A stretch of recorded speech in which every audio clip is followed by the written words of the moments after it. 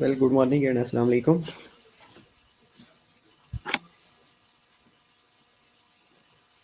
Very good morning बेटा। बाकी लोगों को बोल दें काइंडली जल्दी से ऑनलाइन हो जाए।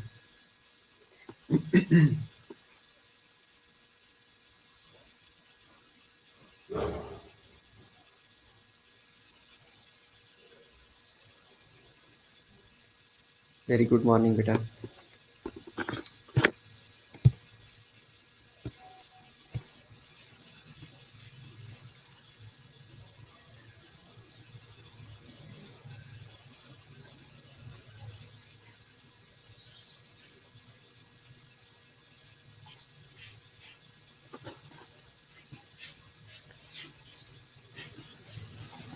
बेटा कुछ लोग ऑनलाइन हो गए हैं, काइंडली आप पेज को रिफ्रेश करके देख लें।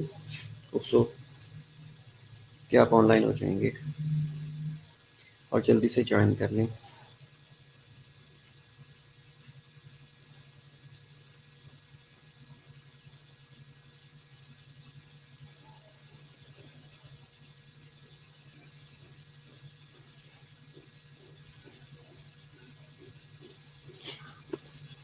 वालेकुम अस्सलाम बेटा। So will be fine.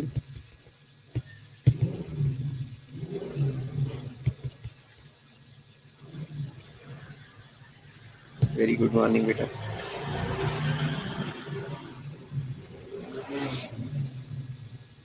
बेटा मैंने स्लाइड्स ग्रुप में शेयर कर दी हैं, इसको एक दफ़ा देख लीजिएगा। वालेकुम अस्सलाम महक, समर एज वेल।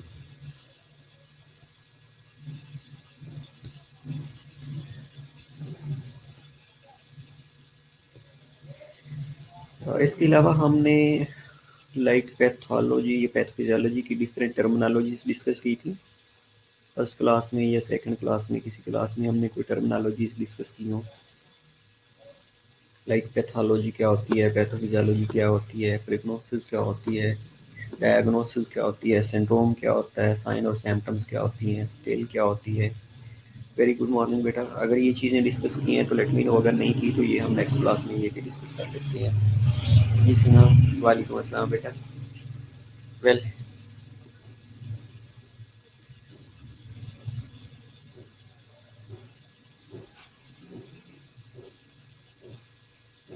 ओके, तो आज हमने डिस्कस करना है systemic manifestation of acute inflammation, और उसके बाद हमने क्रोनिक इन्फ्लेमेशन की तरफ मूव करना है, और outcome of acute inflammation as well हमने कुछ डिस्कस करना है।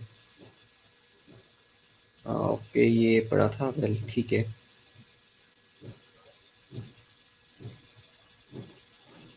ओके बेटा सारा, नेक्स्ट क्लास में हम थोड़ी सी टर्मिनोलॉजीज के बारे में भी डिस्कस कर लेते हैं। मेरे ख्याल है कोई 7-8 स्लाइड्स थी, आप लोगों से मैंने शेयर की थी या नहीं की थी, और या मैंने फिर पोस्ट आर्टन वालों के साथ शेयर की होंगी। आई थिंक, मुझे लगता है कि माइट भी मैंने पोस्ट आर्टन के साथ शेयर की हूँ। ओके, मैं ग्रुप में शेयर कर देता हूँ, आप देख लीजिएगा। अगर तो आप लोगों ने पहले हमने डिस्कस की कर लिए हैं तो वेल एंड गुड, अगर नहीं की तो हम उनको वन बाई वन डिस्कस कर लेते हैं। राइट। वालेकुम अस्सलाम माम बेटा, मीका एज वेल। मारिया वालेकुम अस्सलाम बेटा, वेलकम बैक। ओके बेटा, बोर्ड पे हमने इंट्रिंसिक और एक्सट्रिंसिक पाथवे भी डिस्कस करना है, ठीक है। टर्मिनोलॉजीज बेटा मुश्किल नहीं है, आप लोगों को चीज़ों का पता होगा, ऑलरेडी आपको आती होंगी, इसके लिए रेडी होने की जरूरत नहीं है। Okay, these are outcomes of acute inflammation. Acute inflammation, अच्छा आउटकम से पहले हम सिस्टेमिक मैनिफेस्टेशन के बारे में डिस्कस कर लेते हैं। Systemic manifestation of acute inflammation, बल्कि ये हमने डिस्कस कर ली थी। Very very well. वालेकुम अस्सलाम बेटा। लाइक फीवर है, एनोरेक्सिया, सेप्सिस है, वगैरह वगैरह, ये सारी चीज़ें हमने डिस्कस कर ली थी। एक्यूट फेज के बारे में भी हमने डिस्कस कर लिया था।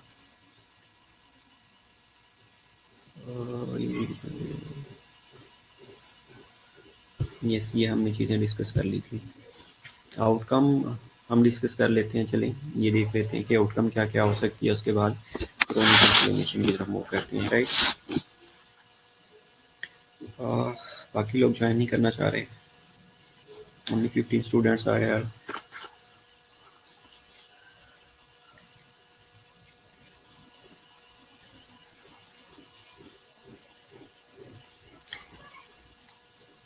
वेल होप्सो जो लोग क्लास अटेंड कर रहे हैं उनको शायद वाइवा के अंदर कोई बेनिफिट्स मिल जाएँ, यूएचएस के वाइवा के अंदर बेनिफिट्स मिल जाएँ। और जो नहीं अटेंड कर रहे उनके साथ तो उनको भी कंसीडर किया जाएगा, लेकिन जितनी कंसीडरेशन आपके लिए होगी उतनी उनके लिए डेफिनेटली नहीं होगी। ओके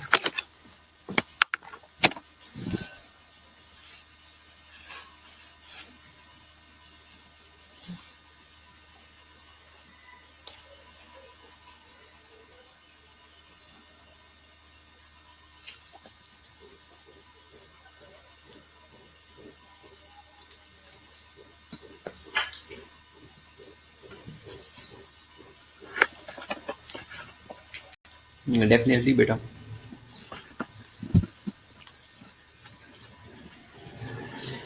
और सेकेंडली जब हम ये चीज़ें बोर्ड पे डिस्कस करेंगे आपको पहले इन चीज़ों का पता होगा, और जो लोग क्लास नहीं अटेंड कर रहे हैं उनको भी पता होगा कि हमने ये पढ़ी हुई नहीं है, लेकिन आज हमने पढ़ना है।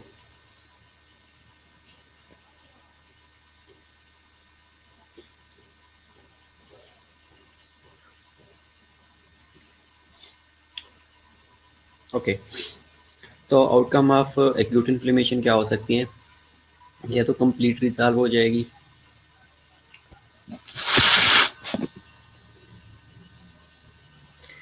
कि शार्ट पीरियड के लिए एक्यूट इन्फ्लेमेशन हुई, उसके बाद रिजॉल्व हो गई। अगर रिजॉल्व नहीं होएगी तो देन क्रोनिक को लीड कर जाएगी। इसके अलावा फेब्रोसिस या नेक्रोसिस होने की हो सकते हैं। इसके अलावा स्कारिंग हो सकती है। वालेकुम अस्सलाम राबिया, वेलकम बेटा। इसके अलावा और क्या हो सकता है? नेक्स्ट जो हमने डिस्कस करना है, नेक्स्ट चैप्टर हमारा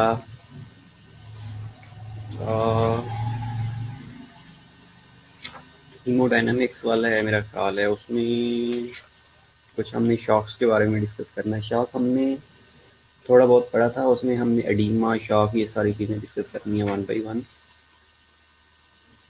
उसमें आपको सेल इंजरी और एक्यूट इन्फ्लेमेशन के बारे में अच्छा खासा नॉलेज होना चाहिए। अगर ये चीज़ें आपको आती होंगी तो डेफिनेटली एडीमा आपके लिए इजी हो जाएगा, उसमें एपरीनी और कंजेशन आपके लिए इजी हो जाएगी। उसमें शॉक हमने मेरा ख्याल है थोड़ा सा पैथोफिजियोलॉजी के बारे में डिस्कस किया था, वो भी आप लोगों के लिए इजी हो जाएगा। नहीं अभी हमने क्रॉनिक इन्फ्लेमेशन पढ़नी है राबिया बेटा। वे lead to chronic inflammation definitely हो सकती है। वेल तो एक कंप्लीट रेजोल्यूशन में क्या है? कंप्लीट रिजॉल्व होना, the complete restoration of inflamed tissue back to normal status.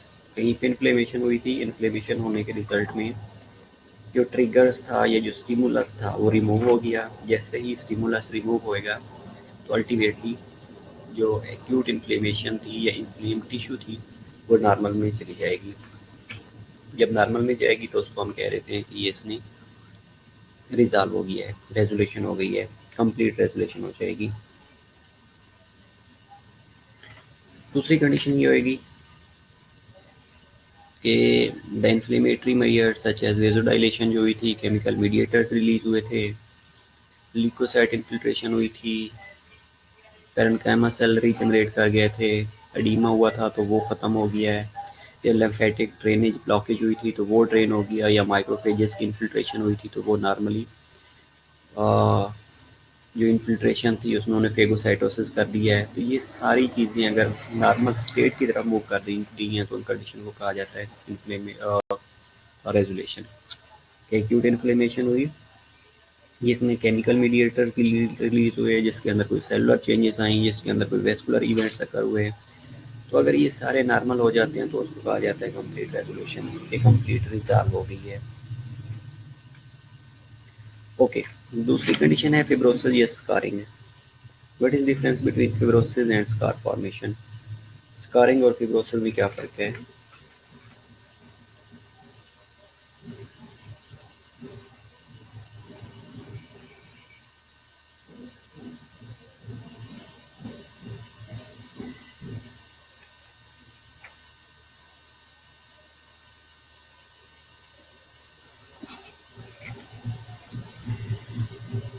Okay complete.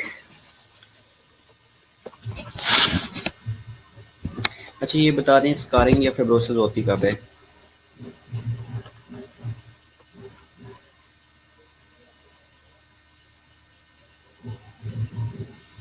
फिब्रन के बारे में बेटा पता है? किलाइड फॉर्मेशन के बारे में पता है?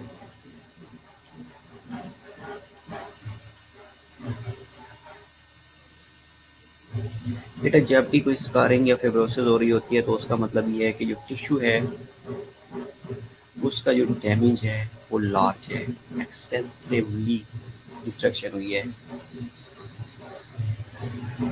और इन्फ्लेमेशन उस एरिया के अंदर है जहाँ पे रीजनरेशन नहीं हो सकती। और तीसरी कंडीशन बेटा ये होती है कि हमने फिब्रन के बारे में डिस्कस किया था कि फिब्रन अगर एक्सटेंसिव अमाउंट में रिलीज हो गया है जो कि ऑब्जर्व नहीं हुआ तो उसने क्लाइड फॉर्मेशन कर दी है। Get it, Rabia? Well, when tissue damage is wide, exactly बेटा when tissue damage extensive amount में हो, wide हो और वहाँ पे रीजनरेशन की एबिलिटी ना हो, रीजनरेट ना हो रहा हो। जब रीजनरेशन नहीं होगी तो वहाँ पे क्लाइड फॉर्मेशन होना शुरू हो जाएगी। या अगर बहुत ज़्यादा अमाउंट में फिब्रन सीक्रेट होना शुरू हो जाएगा या फिब्रिनस एक्सोडेशन होना शुरू हो जाएगी तो वो भी क्लाइड को लीड कर रही होती है। Fibrosis refers to connective tissue deposition। बेटा connective tissue deposition भी ये चले आप कह सकते हैं। After injury when fibrin form 3D structures and scar is produces shiny scale। Okay well बेटा गूगल की डेफिनेशन हो सकती है ये सारा। Excessive formation of excess fibrous tissue बिल्कुल नर्जिस हो सकता है। फ्लाइट फॉर्मेशन बेटा बिल्कुल हो सकती है कि जब बहुत ज़्यादा अमाउंट में फिब्रन सिक्रीट होएगा, फिब्रन सिक्रीट होते होते रिजॉल्व नहीं होता। अब फिब्रन क्या करता है साथ में माइक्रोफेजेस को भी एक्टिवेट कर देता है और फिब्रन ने बेसिकली फिब्रिनोलाइसिस उसकी नहीं हो रही होती। जब फिब्रिनोलाइसिस नहीं होती तो वहाँ पे किलाइड बनना शुरू हो जाता है। केलाइड बेटा कुलाइड नहीं है, केलाइड का या KELYD। Fibrosis response to injury then scar formed। Okay मैं wound healing after injury, wound healing after injury जब रिपेयरिंग बेटा नहीं होगी। wound healing और रिपेयर दो डिफरेंट मैकेनिज्म्स हैं। रिपेयर और हीलिंग दो डिफरेंट मैकेनिज्म्स हैं, right Sophia? Okay Rabiya well keloid exactly. Okay large amount of tissue destruction होगी, damage in the tissue unable to regenerate, can not be regenerated completely by the body. ये बेटा किलाइड क्या है? किलाइड के बारे में बताना मैंने ये बताया कि जब फिब्रन एक्सेसिव अमाउंट में सिक्रीट होएगा या उसकी फिब्रिनोलाइसिस नहीं होएगी, जिस एरिया के अंदर सिक्रीट होता रहेगा वहाँ पे डेंस होना शुरू हो जाएगा। जिस तरह बर्न वाले पेशेंट्स आपने देखे होंगे उनके ऊपर एक स्कार एक्सटेंसिव अमाउंट में एक स्कार बना होता है तो उसको कहा जाता है ये किलाइड है। अच्छा बेटा ये गली के अंदर ढोल वाला है, उसको मैं अब मना तो नहीं कर सकता लेकिन आप लोगों को थोड़ी देर के लिए बेयर करना पड़ेगा, देन वो चला जाएगा बेचारा, राइट सारा? ओके फिर इसके अलावा fibrous scarring occurs in those areas of damage forming a scar that is composed primarily of collagen। The scar will not contain any specialized structure such as parenchyma cell, hence functional impairment may occur। ठीक है, तो जब केलाइड बन रहा होता है या कोई भी फिब्रोसिस या स्कारिंग हो रही होती है तो वहाँ पे कोई स्पेशलाइज्ड स्ट्रक्चर इन्वॉल्व नहीं होती, इसलिए वहाँ पे पैरेन्काइमा सेल नहीं होते। अगर पैरेन्काइमा सेल नहीं होंगे तो वहाँ पे उनका कोई फंक्शन नहीं होता, राइट?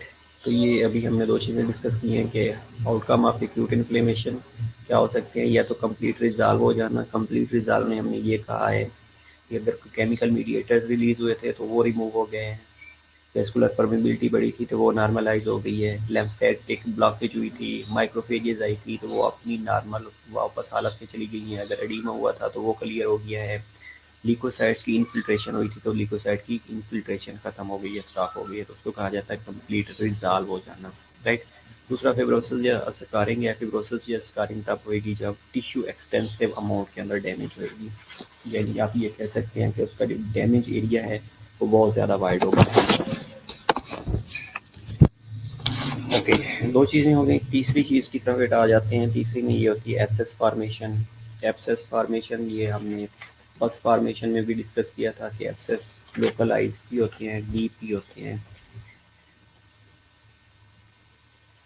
अब ये एब्सेस फॉर्मेशन होती क्या है, बेसिकली ये एक बेटा पस का कलेक्ट हो जाना इन ए कैविटी। अब ये पस कलेक्ट कैसे हो सकती है, या तो कोई बैक्टीरियल इन्फेक्शन है या कोई फंगल इन्फेक्शन है। फंगल इन्फेक्शन है, बैक्टीरियल इन्फेक्शन है, तो उसके रिजल्ट में क्या होगा कि जो ऑर्गेनिजम्स होते हैं वो या तो पायोजेनिक इन नेचर होते हैं। Pyogenic in nature, PYOGENIC, pyogenic in nature होते हैं बेटा।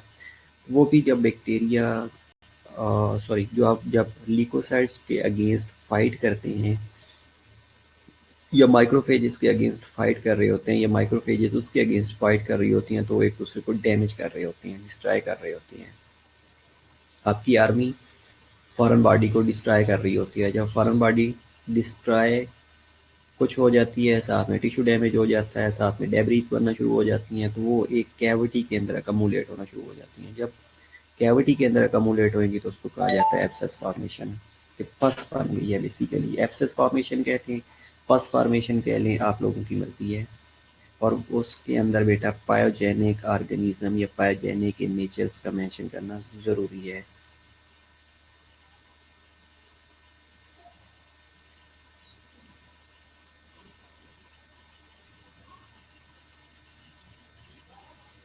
वेल, इसमें क्या लिखा हुआ है, cavity is form containing pus and opaque liquid containing dead white cells. अच्छा, ये पस की डेफिनेशन भी लिखी हुई है कि opaque liquid containing dead white cells and bacteria general debris from the destroyed cell, उसको कहा जाता है पस। चौथी चीज़ बेटा ये है कि क्रोनिक इन्फ्लेमेशन को लीड कर जाना, प्रोग्रेशन टू क्रोनिक इन्फ्लेमेशन। बेटा ये जो स्लाइड्स हैं ये आई थिंक मैंने ली हुई हैं आपकी बुक इनाम दानिश से, ठीक है। ये आउटकम ऑफ एक्यूट इन्फ्लेमेशन की जो ये दो स्लाइड्स हैं, ये आपकी बुक इनाम दानिश से ली हुई हैं, उसमें से भी यही लिखा होगा आई थिंक सो।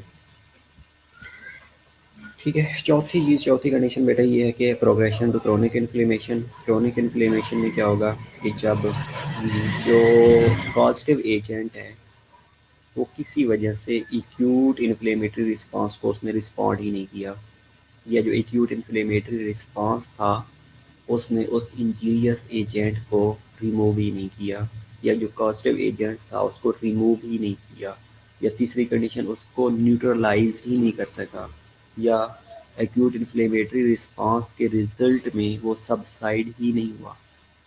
जब सबसाइड नहीं होएगा तो वो लीड कर जाएगा क्रोनिक इन्फ्लेमेशन को। अगर क्रोनिक इन्फ्लेमेशन को लीड कर जाएगा तो आगे हम क्रोनिक इन्फ्लेमेशन को देख लेते हैं, जिसके अंदर अगेन टिश्यू डिस्ट्रक्शन हो रही होती है। वेल बेटा डेफिनेटली यही लिखा होगा, लेकिन ये है कि हेडिंग तो यही होगी, लेकिन उसके अंदर बेटा कुछ चीज़ें और भी मेंशन की होगी, जिस तरह पस फॉर्मेशन है, ये मैं आपको बता रहा हूँ, ये एब्सेस फॉर्मेशन है।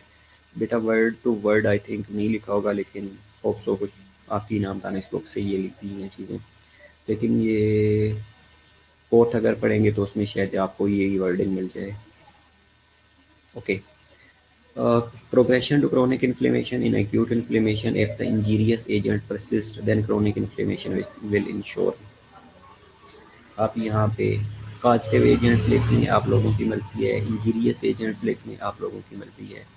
अगर परसिस्टेंटली रहेगा एक्यूट इन्फ्लेमेशन या एक्यूट इन्फ्लेमेटरी जो रिस्पॉन्स था उसने ये जो इंजीरियस एजेंट्स था, ये जो पॉजिटिव एजेंट्स था, इसको सबसाइड ही नहीं किया, इसको न्यूट्रलाइज ही नहीं किया। जब न्यूट्रलाइज नहीं करेगा तो then definitely it will lead to chronic inflammation.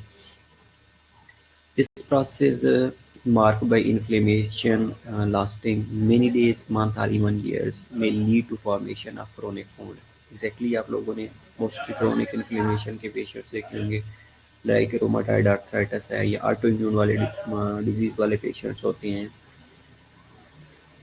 या ऐसे पेशेंट्स जिनके अंदर जो रिपेयरिंग है वो नहीं होती, या फिब्रोसिस या नेक्रोसिस नहीं हो रही होती, सॉरी फिब्रोसिस या नेक्रोसिस हो जाती है, या प्रोलिफरेशन हो जाती है, तो ऐसे पेशेंट्स क्रोनिक इन्फ्लेमेटरी प्रोसेस के अंदर आ रहे होते हैं।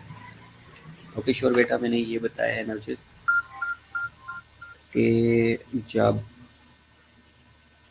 क्रोनिक इन्फ्लेमेशन में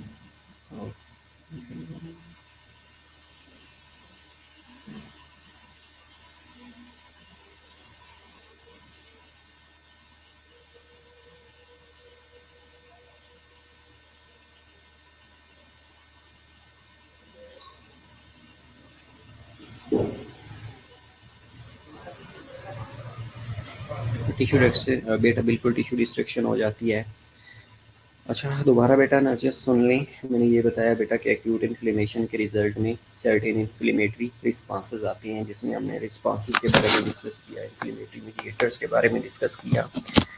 अगर वो किसी वजह से जो इंजीरियस एजेंट्स हैं या पॉजिटिव एजेंट्स हैं उसको सबसाइड नहीं करवा सकते, उसको न्यूट्रलाइज नहीं करवा सकते, जब न्यूट्रलाइजेशन नहीं होएगी तो ultimately that will lead to chronic inflammation.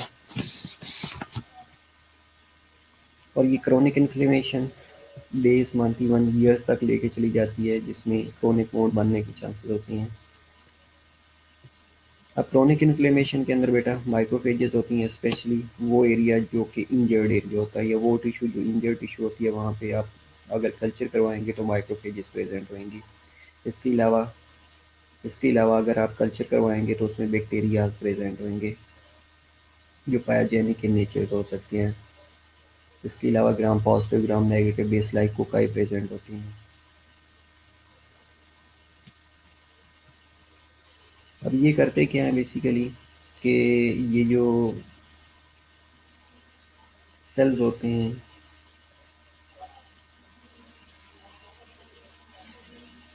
Okay, destruction and repair वो साइड बाय साइड। इसका क्या बेटा मैं बताता हूँ आपको। बेसिकली रिपेयर क्या है और हीलिंग क्या है। और डिस्ट्रक्शन और रिपेयर बेसिकली एक लाइन ऑफ डिमार्केशन की तरफ चले जाते हैं। मैं आपको बता देता हूँ कि ये साइड बाय साइड कैसे चलती हैं, राइट। राबिया सर देखना देते मुझे। इसमें ये सर्टेन बेटा टॉक्सिन रिलीज होते हैं, टॉक्सिन रिलीज होने के बाद ये क्या करते हैं, क्रोनिक इन्फ्लेमेशन को लीड करवा रहे होती हैं। अच्छा एक आपने देखा होगा बेटा राबिया के एक लाइन ऑफ डिमार्केशन होती है। अब लाइन ऑफ डिमार्केशन क्या होती है कि नॉर्मल सेल और जो इंजर्ड सेल होती हैं उनके दरमियान एक लाइन होती है जिसको कहा जाता है लाइन ऑफ डिमार्केशन। अब होगा क्या कि जो इंजर्ड सेल हैं वहाँ पे इन्फ्लेमेटरी प्रोसेस चल रहा होता है, वहाँ पे हीलिंग का प्रोसेस चल रहा होता है, वहाँ पे रीजनरेशन का प्रोसेस चल रहा होता है। अगर वो हीलिंग और रिपेयर का प्रोसेस नहीं चलेगा तो उस एरिया के अंदर या तो पस फॉर्मेशन होना शुरू हो जाएगी या वहाँ पे फिब्रोसिस या नेक्रोसिस होना शुरू हो जाएगी। इसलिए डिस्ट्रक्शन और रिपेयरिंग का मतलब ये है कि जो डब्ल्यूबीसीज हैं या जो माइक्रोफेजेस हैं, जो आपके आर्मी है, वो कोई भी इन्वेडिंग पार्टिकल्स हैं या इन्वेडिंग माइक्रो ऑर्गेनिजम्स हैं या कोई पॉजिटिव एजेंट्स हैं इनको न्यूट्रलाइज करने की कोशिश कर रही हैं। अब जितनी एरिया के अंदर बेहतर न्यूट्रलाइजेशन होती जाएगी, उनकी डिस्ट्रक्शन होती जाएगी, तो वहाँ पर रिपेयरिंग और हीलिंग का प्रोसेस चलता रहेगा। अगर वो हीलिंग और रिपेयर साथ साथ नहीं होएगी तो टिश्यू डिस्ट्रक्शन है वो वाइड होती जाएगी। इसलिए साथ में एंजियोजेनेसिस भी हो रही होती है, हीलिंग और रिपेयरिंग का प्रोसेस भी चल रहा होता है। तो इसलिए अगर बुक में कहीं पे लिखा हुआ है कि हीलिंग और रिपेयर का प्रोसेस साइड बाय साइड चलता है तो डेफिनेटली साइड बाय साइड चलता है। और there is a line of demarcation जो कि नॉर्मल और अब नॉर्मल को डिफ्रेंशिएट कर रही होती है।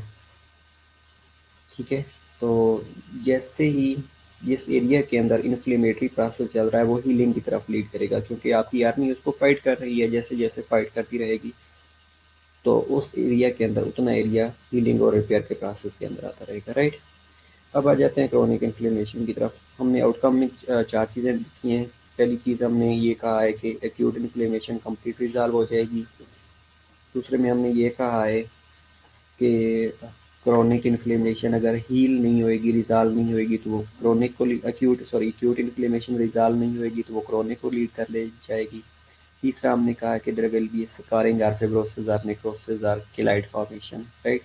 चौथा हमने ये कहा है कि there will be an abscess formation. ये चार चीज़ें आउटकम ऑफ एक्यूट इन्फ्लेमेशन हो सकती हैं।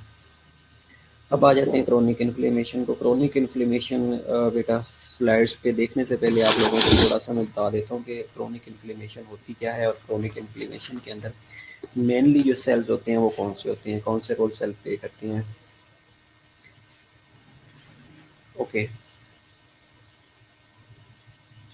पहले तो हमने ये कहा था कि जो क्रोनिक इन्फ्लेमेशन है, अगर एक्यूट इन्फ्लेमेशन रिजॉल्व नहीं होगी तो that will lead to chronic inflammation. एक चीज़ तो हमें अंडरस्टूड है कि there will be a presence of an injurious agent या कॉजेटिव एजेंट।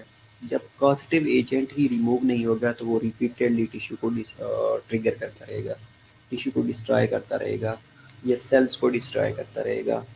तो जो अभी राबिया ने बताया था कि डिस्ट्रक्शन और रिपेयरिंग साइड बाय साइड चलती रहेगी, तो उसके अंदर जो डिस्ट्रक्शन है वो वाइड होती जाएगी, लेकिन जो रिपेयरिंग का प्रोसेस है वो डिक्रीज हो चुका होगा। Get it? तो उसमें ये कह सकते हैं हम कि वहाँ पे जो इनफिल्ट्रेशन ऑफ कॉजेटिव एजेंट है वो रहेगी, कॉजेटिव एजेंट्स न्यूट्रलाइज नहीं होएगा, या जो डिस्ट्रक्शन थी या जो रिपेयर थी वो प्रॉपरली नहीं होगी, या प्रॉपरली रिपेयरिंग नहीं होगी, प्रॉपरली जो टिश्यू डिस्ट्रक्शन थी उसकी हीलिंग नहीं होगी, अल्टीमेटली वहाँ पे इन्फ्लेमेटरी सेल प्रेजेंट होती हैं। अब वहाँ पे इन्फ्लेमेटरी सेल कौन कौन से हो सकते हैं? लाइक माइक्रोफेजेस हो सकती हैं, instead of that plasma cells हो सकते हैं, इंस्टेड ऑफ दैट लेम्फोसाइट्स हो सकते हैं, इंस्टेड ऑफ दैट न्यूट्रोफिल्स हो सकती हैं। व्हाटएवर कोई भी सेल प्रेजेंट है वो क्या करते हैं, वो उस इन्वेटिंग ऑर्गेनिज्म को या इंजीरियस एजेंट को या कॉजेटिव एजेंट्स को न्यूट्रलाइज करने की कोशिश कर रहे होते हैं। अब कितनी देर के अंदर उसको न्यूट्रलाइज करते हैं ये डिपेंड करता है दो चीज़ों के ऊपर। वन इज आपका immune response, second one is आपका जो टिश्यू डिस्ट्रक्शन है वो कितना है। अगर टिश्यू डिस्ट्रक्शन थोड़ा है तो अल्टीमेटली टिश्यू डिस्ट्रक्शन अगर थोड़ा है तो अल्टीमेटली वो क्या करेगा, जल्दी से जल्दी उसको रिजॉल्व करने की कोशिश करेगा। अगर टिश्यू डिस्ट्रक्शन ही ज़्यादा है, वाइड अमाउंट में है या एक्सटेंसिव अमाउंट में है, तो अल्टीमेटली वो डिले कर देगा। तो इसलिए वहाँ पे इन सेल्स का होना ज़रूरी होता है। वेल,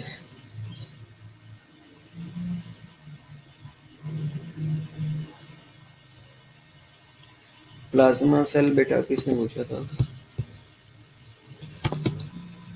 प्लाज्मा सेल बेटा मैंने बिल्कुल बताया। प्लाज्मा सेल में बेटा ये होता है कि ये मोस्टली एंटीबॉडीज़ को सिक्रीट करती है। हमने कहा था कि टी लिम्फोसाइट्स होती हैं और बी लिम्फोसाइट्स होती हैं। अब बी लिम्फोसाइट्स क्या करते हैं, वो एंटीबॉडीज़ को जनरेट करते हैं। सेम विद द जो प्लाज्मा सेल्स होते हैं ये भी बेटा एंटीबॉडीज़ को सिक्रीट करते हैं, और antibodies basically protein in nature होती हैं, ये आप लोगों को पता है। अब एंटीबॉडीज़ क्या करती हैं, कोई भी ट्रिगरिंग आप एंटीजन कह लें या पॉजिटिव एजेंट्स कह लें, वॉटेवर जो आपके माइंड में आ जाता है उसको कह सकते हैं। तो जैसे ही कोई भी एंटीजन आएगा तो प्लाज्मा सेल उसके खिलाफ एंटीबॉडीज़ को सिक्रीट करवाएंगे, और वो एंटीबॉडीज़ जाके एंटीजन को किल करने की कोशिश करती हैं, फेगोसाइटोसिस करने की कोशिश करती हैं।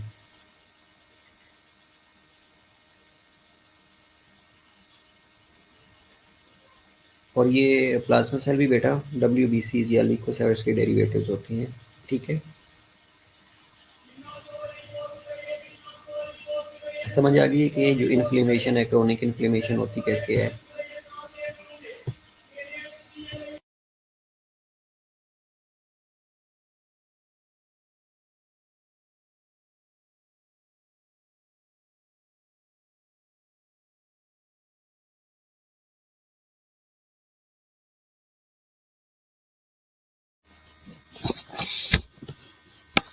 ओके वेल, चलते हैं क्रोनिक इन्फ्लेमेशन की तरफ।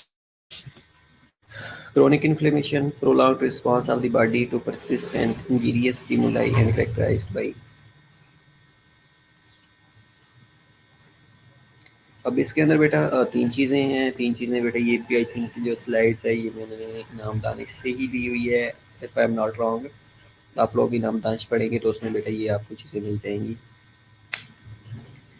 ओके, पहली चीज़ होती है इन्फिल्ट्रेशन। इन्फिल्ट्रेशन क्या होती है कि लेम्फोसाइट्स, मैक्रोफेजेस या प्लाज्मा सेल, मैंने आपको पहले भी बताया ये बेसिकली क्रोनिक इन्फ्लेमेटरी सेल्स होती हैं। जो क्रोनिक इन्फ्लेमेटरी सेल्स होती हैं ये उस एरिया के अंदर इन्फिल्ट्रेट करती हैं ताकि एज सुन एज पॉसिबल वहाँ पे इन्फिल्ट्रेशन हो और फेगोसाइटोसिस के प्रोसेस को इन्हांस किया जा सके, ताकि उस एरिया के अंदर जो टिश्यू डिस्ट्रक्शन हो रही है उसको डिक्रीज किया जा सके या मिनिमाइज किया जा सके। दूसरी कंडीशन होती है tissue destruction largely induced by inflammatory cells. अब इन्फ्लेमेटरी सेल्स के अंदर भी बेटे इन्फ्लेमेटरी सेल्स यही आते हैं जिसके अंदर प्लाज्मा सेल्स हैं, लेम्फोसाइट्स हैं या माइक्रोफेजेस हैं। ये इन्फ्लेमेटरी सेल्स भी होती हैं और इन्हीं की इन्फिल्ट्रेशन हो रही होती है।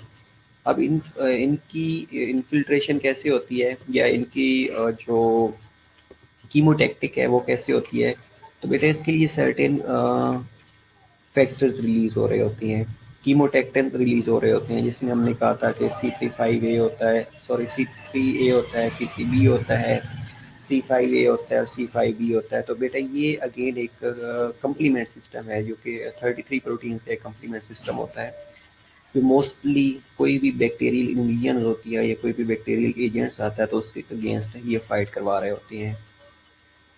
इसके अलावा सर्टेन अदर चीज़ें होती हैं जिनके अंदर बेटा ऑप्शनाइजेशन है, जिसके अंदर कीमोटैक्सिस है। ये दो मैकेनिज्म्स बड़े इंपॉर्टेंट होती हैं। ऑप्शनाइजेशन में बेटा एंटीबॉडीज़ क्या करती हैं, सिक्रीट होने के बाद एंटीजन के साथ कॉम्प्लेक्स बनाना शुरू कर देती हैं और उनको इसी टू फेगोसाइटोसिस कर रही होती हैं, ताकि उनकी जल्दी से जल्दी फेगोसाइटोसिस हो जाए।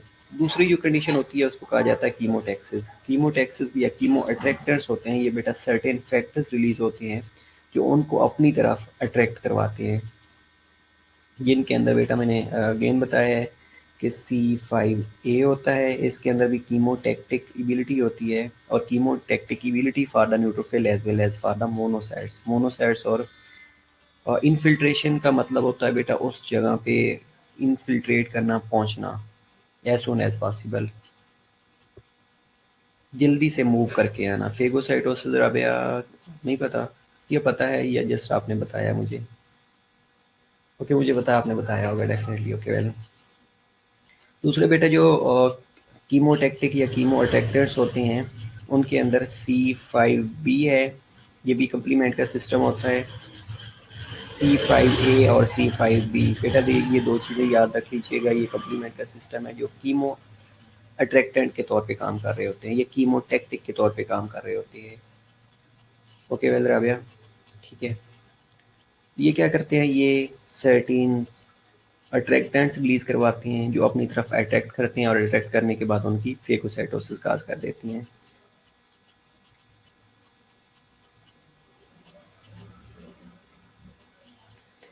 और तीसरी कंडीशन होती है रिपेयर। अब रिपेयर के अंदर क्या होगा कि जिस तरह पहले राफे ने कहा था कि डिस्ट्रक्शन और जो रिपेयर है साइड बाय साइड चल रही होती है, ठीक है। अब इसके साइड बाय साइड चलने का मकसद भी यही होता है कि जैसे ही वहाँ पे जो इन्फ्लेमेटरी सेल्स हैं उनकी इन्फिल्ट्रेशन होती रहेगी, तो वो क्या करेंगे, कोई भी बैक्टीरिया है, कोई भी फंगस है, या जो कंप्लीमेंट सिस्टम है वो एक्टिवेट हो गया है, तो उसने क्या करना है, उसकी जो इन्वेडिंग पार्टिकल्स है या कोई भी इंजीरियस पार्टिकल्स है उसको डिस्ट्रॉय करना है। जैसे ही डिस्ट्रॉय करेगा, जितनी ज़्यादा डिस्ट्रक्शन होती जाएगी उस जगह पे रिपेयरिंग का प्रोसेस होता जाएगा, प्रोलिफरेशन होती जाएगी, एंजियोजेनेसिस होती जाएगी, न्यू ब्लड वेसल फॉर्मेशन होना शुरू हो जाएगी और हीलिंग स्टार्ट हो जाएगी। डेफिनेटली बेटर हो गया, तो वहाँ पे हीलिंग का प्रोसेस एग्जैक्टली स्टार्ट हो जाएगा। Chronic inflammation is a process in which destruction. अच्छा, आपने ये कहाँ से पढ़ा था ये? अच्छा, स्लाइड से पढ़ लिया होगा। वेल, ठीक है, कि ये डिस्ट्रक्शन और जो रिपेयर है ये साइड बाय साइड चल रही होती है। वेल, वेरी गुड, ठीक है, ओके। इसके अलावा क्रोनिक इन्फ्लेमेटरी सेल्स, जिसके अंदर बेटा लेम्फोसाइट्स हैं, मोनोसाइट माइक्रोफेजेस हैं, ये प्लाज्मा सेल्स हैं। इसके अलावा ए ग्रेनुलोसाइट्स, मोनोसाइट माइक्रोफेजेस, ये इनकी बेटा शेप के अकॉर्डिंग यहाँ पे जो पिक दी गई है ये गूगल से ली गई है, और ये इस तरह की शेप में प्रेजेंट होती हैं।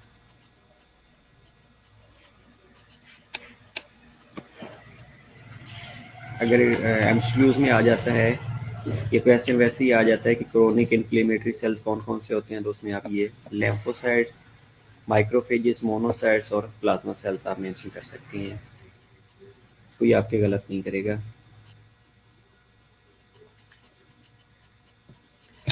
Well, okay, causes of chronic inflammation, आपको क्या लगता है काजेज क्या क्या हो सकती हैं? पहली काज तो बेटा आप आंखें बंद करके ये लिखना शुरू कर दें कि एक्यूट इन्फ्लेमेशन रिजॉल्व ही नहीं हुई।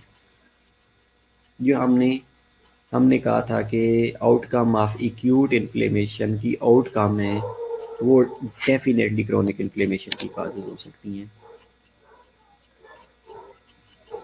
लाइक पहली कंडीशन ये है कि हमने ये कह दिया कि एक्यूट इन्फ्लेमेशन रिजॉल्व ही नहीं हुई। अगर एक्यूट इन्फ्लेमेशन बेटा रिजॉल्व नहीं होगी तो अल्टीमेटली वो क्या करेगी, लीड कर जाएगी क्रोनिक इन्फ्लेमेशन को। दूसरी कंडीशन बेटा ये है कि जो हमने कहा था कि नॉर्मल प्रोसेस ऑफ हीलिंग, अगर नॉर्मल प्रोसेस ऑफ हीलिंग नहीं होएगा तो अगेन जो एक्यूट इन्फ्लेमेशन के अंदर हीलिंग का नॉर्मल प्रोसेस था, अगर वो नहीं होएगा तो उसकी वजह से भी क्रोनिक इन्फ्लेमेशन को लीड कर जाएगी। तीसरी काज बेटा हमने ये कहा था कि अगर उस एरिया के अंदर टाइमली वेस्कुलर परमेबिलिटी नहीं बढ़ती, सेलुलर इवेंट्स अगर नहीं होते, सेलुलर इवेंट्स अगर डिले हो जाते हैं, मीनिंग टू से कि ल्यूकोसाइट्स इन्फिल्ट्रेशन नहीं होती, फेगोसाइटोसिस का प्रोसेस इनहिबिट हो जाता है, या कोई इम्यून सिस्टम वीकन हो चुका होता है, इम्यून सिस्टम वीक होने की वजह से वहाँ पे सेल्स नहीं पहुँचते, तो अल्टीमेटली वो क्या करेगा, वो भी काज एक है कि क्रोनिक इन्फ्लेमेशन को लीड कर जाएगी। डेफिनेटली सारा बेटा कोई इंजीरियस स्टिमुलाई अगर परसिस्टेंट है for long period of time के लिए तो वो भी लीड कर रहा होता है, डेफिनेटली यस। ओके, इसके अलावा ऐसी कोई एक एग्जांपल बता दें जिसके अंदर प्रोलॉन्ग्ड एक्सपोजर टू टॉक्सिन रहता हो। फॉर एग्जांपल जिस तरह आप सारा बता रही है कि an injurious stimuli persistent for a long period of time. For example एक ऐसा बंदा है जो कि सेलिका माइंस के अंदर काम कर रहा है, तो उसको सेलिकोसिस होना शुरू हो जाएगा। या कोई एक ऐसा बंदा जो रिपीटेडली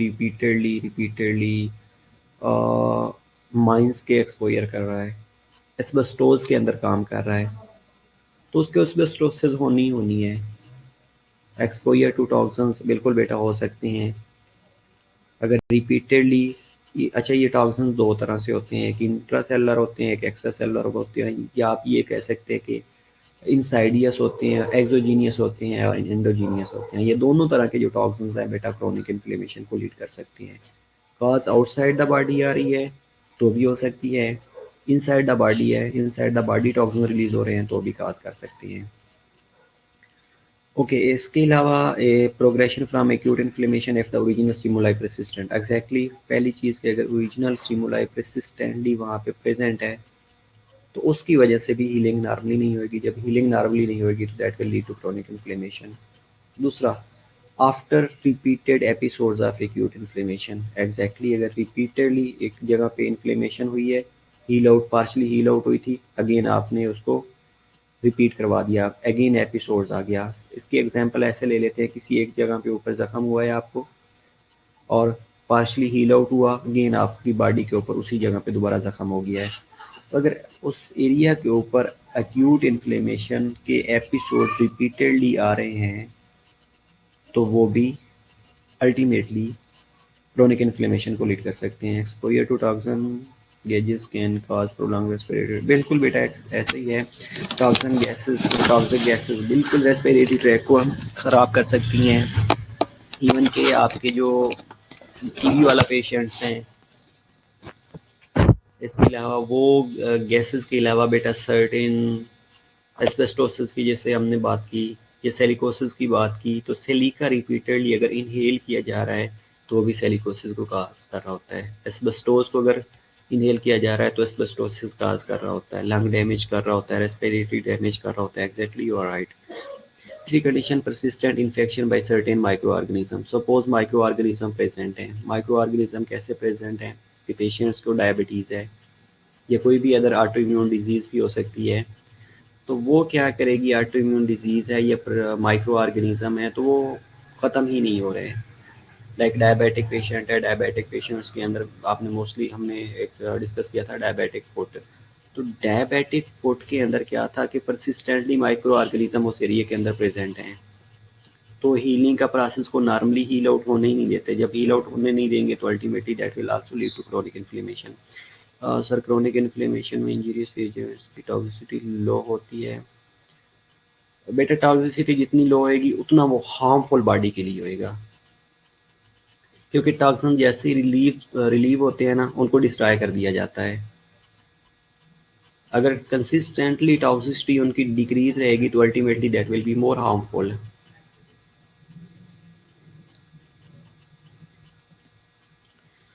ओके, चौथी condition, prolonged exposure to potentially toxic agents. Endogenous हैं या एक्सोजीनियस हैं, तो ultimately that will lead to और लोकल और general conditions repairing the body defence mechanism.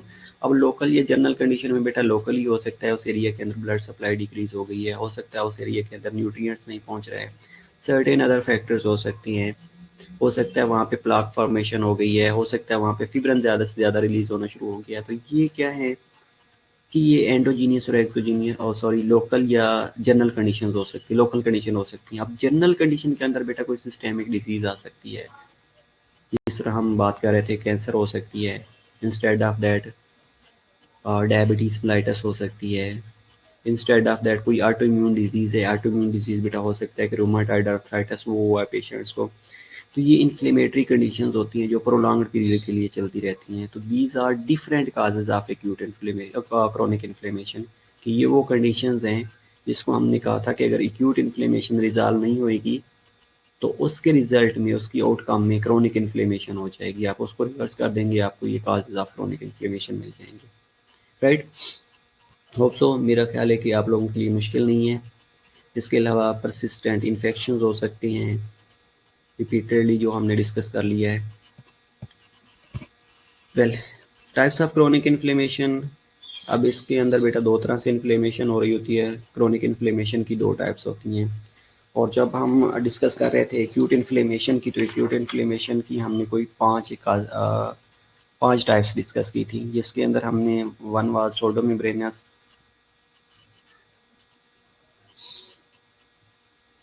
सोडोमेम्ब्रेनियस थी, इसके अलावा सुपरोटिव थी, इंस्टेड ऑफ दैट सीरियस थी, हेमरेजिक इन्फ्लेमेशन थी।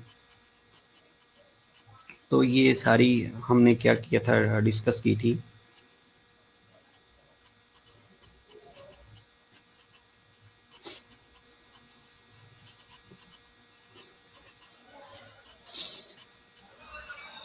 ओके, तो इसके अंदर बेटा सिर्फ दो ही एग्जांपल्स, दो ही टाइप्स हैं, जिसके अंदर one is granulomatous inflammation, granulomatous chronic inflammation और ग्रेनुलोमेटस नॉन क्रोनिक। अच्छा, आप क्या क्वेश्चन है सर, कोई एग्जांपल बता दीजिए ऑटो इम्यून डिजीज के लिए। बेटा ऑटो इम्यून डिजीज के लिए बहुत सी एग्जांपल हैं, लाइक गुलियन बेरी सिंड्रोम बेटा इसकी एग्जांपल है। टाइप 1 डायबिटीज या diabetes mellitus, again type 1 specially auto immune disease है, जिसमें बीटा सेल ऑटोफेगिसिटी की वजह से डिस्ट्रॉय हो रहे होते हैं। इंस्टेड ऑफ दैट बेटा मल्टीपल स्क्लेरोसिस एग्जांपल है इसकी। इंस्टेड ऑफ दैट बेटा इन्फ्लेमेटरी बाउल डिजीज इसकी एग्जांपल है। अल्सरेटिव क्रोनिक अल्सरेटिव कोलाइटिस इसकी एग्जांपल है। एसएलई बेटा एग्जैक्टली सारा बेटा इसकी एग्जांपल है। एसएलई बेटा सिस्टेमिक ल्यूपस एरिथ्रोमेटोसिस, जिसके अंदर बॉडी के अंदर जनरलाइज्ड एग्जैक्टली अनलिमिटेड जैनब एग्जैक्टली अनलिमिटेड एग्जांपल्स हैं इसकी, कि कोई एक एग्जांपल नहीं है बेटा। ग्रेव डिजीज इसकी एग्जांपल है। रूमेटाइड आर्थराइटिस बेटा ये कॉमन होती है, कैंसर सोर्स भी ऑटो इम्यून है। बिल्कुल बेटा, अगर कैंसर की वजह से ऑटो इम्यून सिस्टम डिप्रेस हो गया है तो उसकी वजह से साइन और सिम्टम्स अपेयर होना शुरू हो गए हैं, तो वो भी इसकी एग्जांपल है। रूमेटाइड आर्थराइटिस ऑटो इम्यून बिल्कुल बेटा ऐसे ही है, ठीक है। ये मल्टीपल एग्जांपल्स हैं इसकी। Auto immune system, auto immune में आप सिर्फ ये लिख देना कि ऑटोफेगिसिटी स्टार्ट हो गई है, तो उसमें जो चीज़ें आती हैं आपके माइंड में वो ऑटो इम्यून डिजीज में आ जाएंगी। रूमेटाइड आर्थराइटिस बेटा हम कॉमनली इसलिए ले रहे होते हैं कि हर बंदे को पता होता है कि रूमेटाइड आर्थराइटिस जो है ये ऑटो इम्यून डिजीज है, और osteo arthritis auto immune disease नहीं है, ये याद रखिएगा। Osteo arthritis auto immune disease नहीं है, rheumatoid arthritis auto immune disease है, ठीक है। ये हम ऑस्टियो आर्थराइटिस और रूमेटाइड आर्थराइटिस में डिफरेंशिएट करेंगे, पढ़ेंगे जब सिस्टम्स की तरफ जाएंगे, ठीक है। ओके, तो हम बात कर रहे थे ग्रेनुलोमा की और नॉन ग्रेनुलोमा की। अब एक बात याद रखिएगा कि जो ग्रेनुलोमेटस क्रोनिक इन्फ्लेमेशन होती है ना, उसके अंदर एपिथेलाइड सेल प्रेजेंट होती हैं और ग्रेनुलोमा बना रहे होती हैं। अब ग्रेनुलोमा के अंदर दो चीज़ें और प्रेजेंट होती हैं, उसके अंदर बेटा जेंट सेल प्रेजेंट होती हैं। अब जेंट सेल बेसिकली क्या है, जिनके अंदर more than one nucleus present होता है।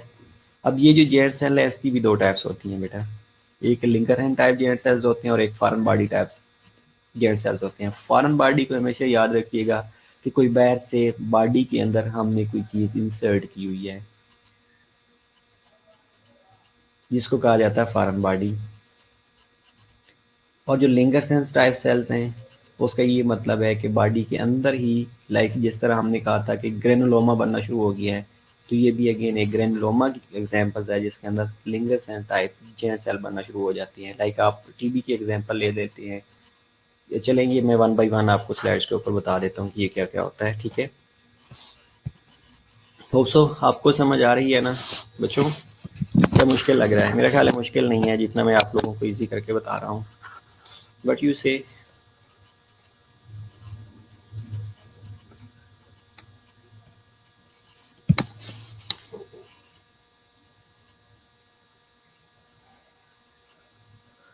Okay. Granulomatous inflammation, a form of chronic inflammation characterized by formation of granuloma. Definitely अब इसमें ग्रेनुलोमेटस इन्फ्लेमेशन ही इस तरह का इसलिए कहा जाता है, पर जिस आपको समझ नहीं आ रही है ना, ओके। एक ऐसी chronic inflammation that is characterised by formation of granuloma, तो उसको कहा जाता है ग्रेनुलोमेटस इन्फ्लेमेशन। अब ग्रेनुलोमा क्या है कि बेटा, अगर कोई आप माइक्रोस्कोपिक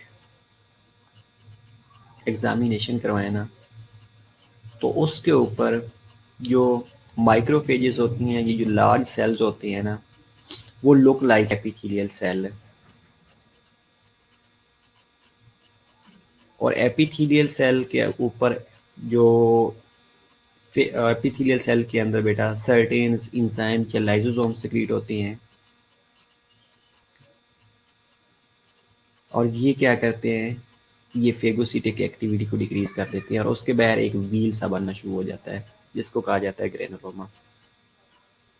अब ग्रेनुलोमा के अंदर मेरा ख्याल है ग्रेनुलोमा की आपको समझ नहीं आई होगी। ओके, मैं आपको अगेन बता रहा हूँ कि ग्रेनुलोमा क्या होता है। Nuclear collection of epithelioid macrophages surrounded by rim of lymphocytes. ये एक बिल्कुल सिंपल डेफिनेशन लिखी हुई है। और एपिथेलाइड सेल क्या है कि activated macrophages give epithelial like cell appearance under the microscope. ये दो चीज़ें अगर आपको समझ आ गई हैं तो मेरा ख्याल है कि ग्रेनुलोमा आपको बहुत इजीली समझ आ जाएगा। ग्रेनुलोमा की बेसिकली पहले चीज़ें एपिथेलाइड सेल देखिएगा। Activated macrophages gives epithelial cell like appearance under the microscope.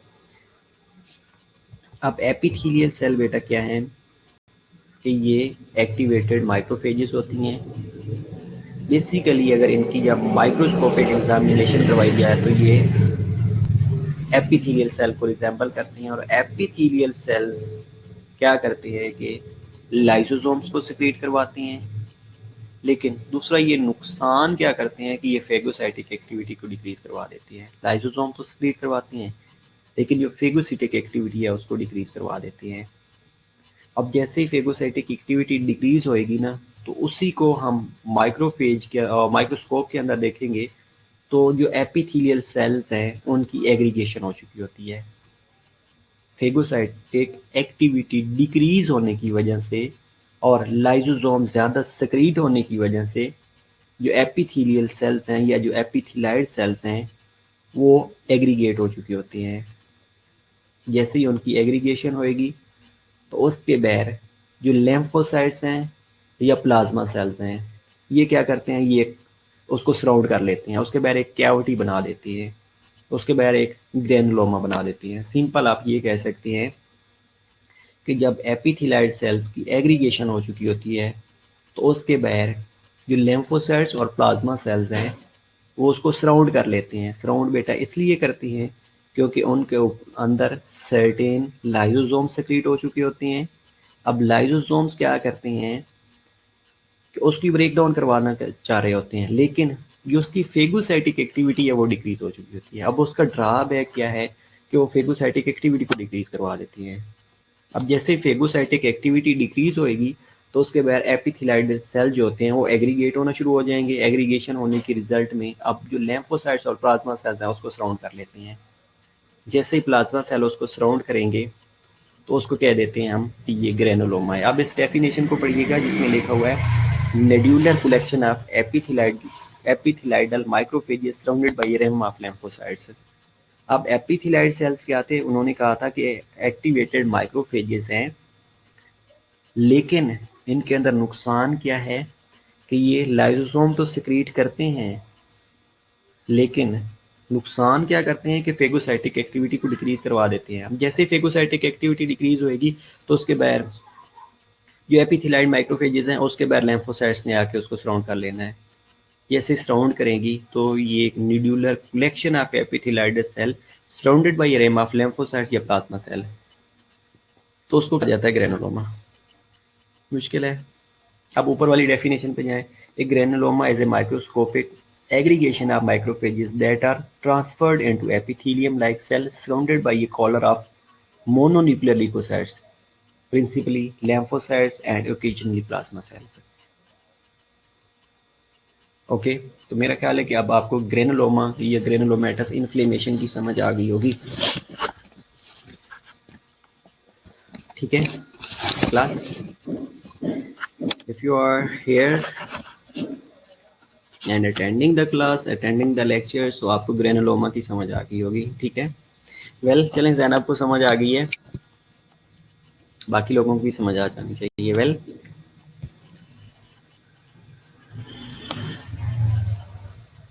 Okay, अब ये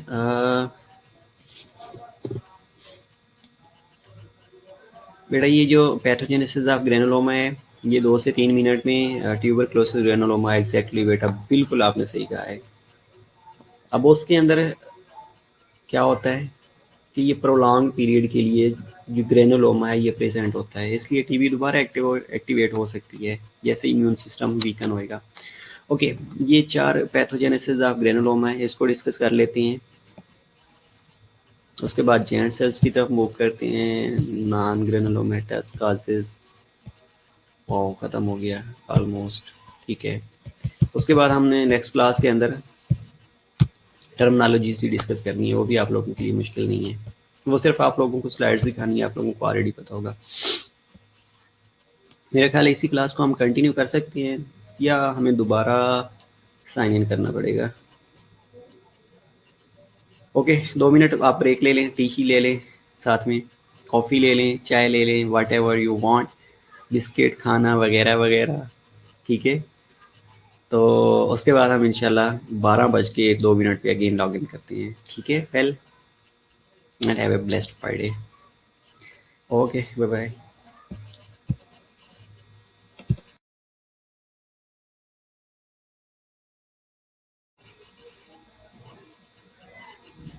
जी बेटा 2 लेक्चर हैं मदिया, दोबारा बेटा साइन इन कर लेते हैं। आप 2 मिनट में अपनी चाय ले लें, पानी ले लें, कॉफ़ी ले लें, वट एवर यू वांट।